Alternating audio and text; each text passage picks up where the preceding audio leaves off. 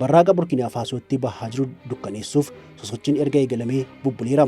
Diinonni pirezidaantichaa kiyyoowwan kiyyeessan akkasumas gochaawwan raawwataman gonkumaa miidhaa fiduu hin dandeenye. Kiyyoon kun immoo namoota dhiyoorraa hanga fagootiin kan xaxamedha. Gocha shiraa kana keessatti immoo namni Ibraahim Traoreetti dhiyaatu jiraachuun isaa immoo dubbii kana walxaxaa taasiseera. Galata guddaa mucaashee goota gaafa guyyaa rakkoo Ibraahim Traoreetiif haa ta'u malee Burkina Faasoon yeroo dhumaatii fi sirna bittaa kolonii cicciraa jirti. Namichi kun loltoonni biyya alaa Burkina Faasoo keessa turan meeshaa isaanii baattatanii akka bahan taasiseera.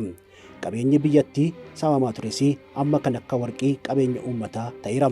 Uummanni biyyattii lafa isaanii irratti akka garbaatti hojjechuu fi ilaalamuunaa fi abbaa lafaa ta'aniiru. Kabajaa fi eenyummaa isaanii deebisiseeraa fi bilisummaan ol jedhanii akka deemanis mirga gonfachiiseera. Burkina Faasoo saamaa fi burjajasaa kan turan biyyoonni lixaa immoo daguugamanii ari'amaniiru. Egaa wanti kun hundi wayita raawwatamutti hundumtuu calluma jedhee harka maratee ni ta'a jechuun gowwummaadha. Kunis mootummaa dadhabaa kan isaan jedhan hunda raawwatuu fi gara aangootti fiduuf goota Burkinaabee kan ta'e Traoree ajjeesuu fi halkanii guyyaa shiraa xaxaa jiru. Namoota nagaa fakkaataniin kan marfaman akka firaa fi hanteetti kan biraa hin dhabamne ergamtoonni kunniin lubbuu Traoree wareeguu fi akka bineensaa lafarra yaa'aa jiru.